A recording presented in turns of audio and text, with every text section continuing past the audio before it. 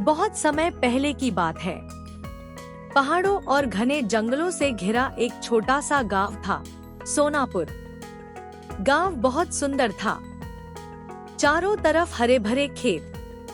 लेकिन गांव के पश्चिमी छोर पर एक बहुत बड़ा और पुराना बरगद का पेड़ था। दिन में भी उस पेड़ के नीचे अंधेरा सा रहता था। गांव वाले उसे काला बरगद कहते थे। कहा जाता था कि रात के समय उस पेड़ के आसपास एक चुड़ैल दिखाई देती है। गांव के बुजुर्ग अक्सर बच्चों को चेतावनी देते थे, सूरज ढलने के बाद काले बरगद के पास मत जाना, वहाँ कुछ ठीक नहीं है। गांव के बच्चे इस बात से बहुत डरते थे।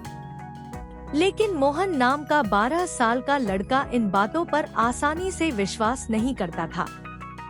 वह बहुत जिज्ञासु था और हमेशा गांव की पुरानी कहानियों का सच जानने की कोशिश करता रहता था। एक शाम मोहन अपने दोस्त रवि के साथ नदी के किनारे बैठा था। रवि ने धीरे से कहा, मोहन, कल रात मेरे दादाजी ने काले बरगद के पास किसी औरत के रोने की आवाज सुनी थी। मोहन ने पूछा, सच में? हाँ, दादाजी कहते हैं कि वह चुड़ैल है। अगर वह सच में चुड़ैल है तो वहाँ क्यों रहती है? रवि ने डरते हुए कहा, पता नहीं, लेकिन मैं तो उसके पास कभी नहीं जाऊंगा। मोहन मुस्कुरा दिया। डरने से पहले सच्चाई जानना जरूरी है। उसी समय गांव में रहने वाली बूढ़ी जमुना अम्मा अपनी बकरी को लेकर घर लौट रही थी। अचानक तेज हवा चली और उनकी बकरी रस्सी छुड़ाकर जंगल की तरफ भाग गई। अम्मा परेशान होकर चिल्लाईं, कोई मेरी बकरी पकड़ दो। मोहन तुरंत दौड़कर उनके पास पहुंचा। अम्मा, आप चिंता मत करो, मैं आपकी बकरी ढूंढ कर लाऊंगा। रवि ने मोहन को रोकते हुए कहा, लेकिन अगर बकरी काले बरगद की तरफ चली गई तो? मोहन ने कहा, तो हमें वहीं जाना पड़ेगा। दोनों दोस्तों ने हाथ में लालटेन ली और बकरी के पैरों के निशान देखते हुए जंगल की ओर चल पड़े। आसमान में बादल घिर आए थे। पेड़ों की शाखाएं तेज हवा में हिल रही थी। कुछ देर बाद उन्हें बकरी के पैरों के निशान दिखाई दिए। वे निशान सीधे काले बरगद की ओर जा रहे थे। रवि वहीं रुक गया। मोहन, मुझे लगता है हमें वापस जाना चाहिए। मोहन ने कहा, बस थोड़ी दूर और। दोनों धीरे धीरे बरगद के पास पहुँचे। चारों तरफ घना अंधेरा छा गया। मोहन, मुझे कुछ दिखाई नहीं दे रहा। तभी बरगद की जटाओं के बीच से एक धीमी आवाज आई, तुम यहाँ क्यों आए हो? दोनों के कदम वहीं रुक गए। बरगद की एक जटा धीरे धीरे हिली। फिर पेड़ के पीछे से सफेद कपड़ों में एक औरत दिखाई दी। उसके लंबे बाल हवा में उड़ रहे थे और उसकी आंखों में हल्की चमक थी। रवि डरकर पीछे हट गया। चुड़ैल! लेकिन वह औरत शांत खड़ी रही। उसने कहा, डरो मत, मैं तुम्हें नुकसान पहुंचाने नहीं आई हूँ। मोहन ने हिम्मत करके पूछा, अगर तुम चुड़ैल हो तो यहाँ क्यों रहती हो? कुछ क्षणों तक वह औरत चुप रही। फिर उसने बरगद की मोटी जड़ों की ओर देखा। मेरा नाम चंद्रा था। बहुत साल पहले मैं इसी गांव में रहती थी। इस बरगद के नीचे बैठकर मैं गांव के बच्चों को कहानियां सुनाया करती थी। मोहन ध्यान से सुन रहा था। चंद्रा ने आगे कहा, एक रात गांव में बहुत तेज तूफान आया।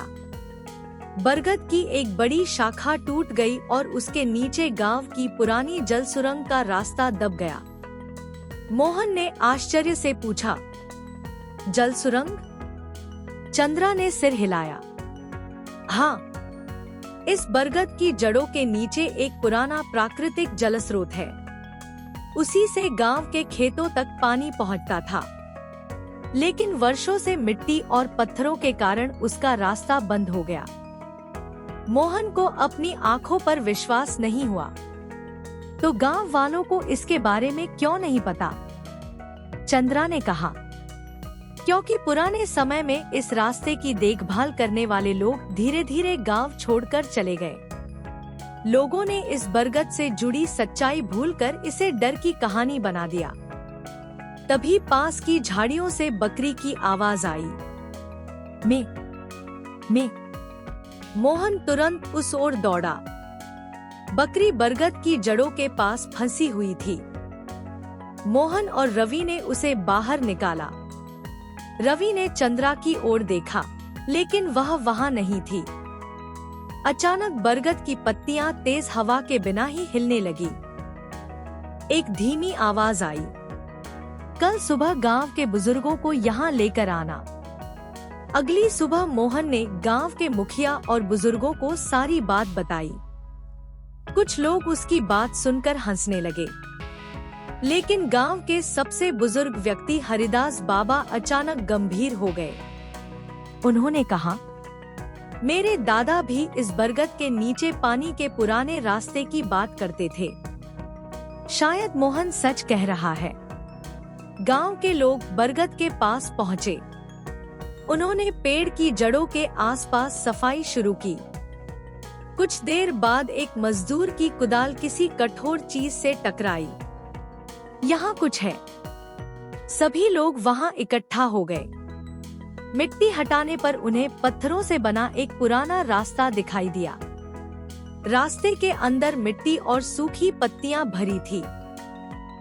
गांव वालों ने कई घंटे मेहनत की।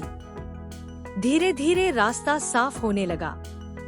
अचानक अंदर से पानी की हल्की धारा बहती हुई बाहर आई।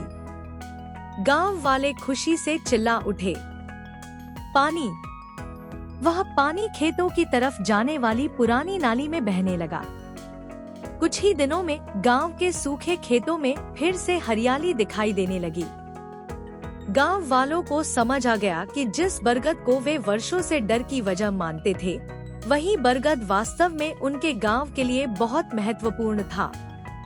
उस शाम मोहन अकेला बरगद के पास गया। उसने पेड़ की ओर देखकर कहा, चंद्रा, अगर तुम सुन रही हो तो धन्यवाद। कुछ पल तक वहाँ बिल्कुल शांति रही। फिर बरगद की जटाएं धीरे धीरे हिलने लगी। हवा के साथ एक मधुर आवाज सुनाई दी, अब गांव सुरक्षित है। मोहन मुस्कुराया। अचानक पेड़ के नीचे हल्की सी रोशनी दिखाई दी। उस रोशनी में चंद्रा का चेहरा कुछ क्षणों के लिए दिखाई दिया। अब वह डरावनी नहीं लग रही थी। उसके चेहरे पर शांति थी। उसने मोहन से कहा, लोगों ने मुझे चुड़ैल समझकर हमेशा डराया, लेकिन मेरा उद्देश्य हमेशा इस गांव की रक्षा करना था। मोहन ने पूछा, क्या अब तुम हमेशा यही रहोगी? चंद्रा मुस्कुराई। जब तक इस बरगद की छाया गांव पर रहेगी, मेरी याद भी रहेगी।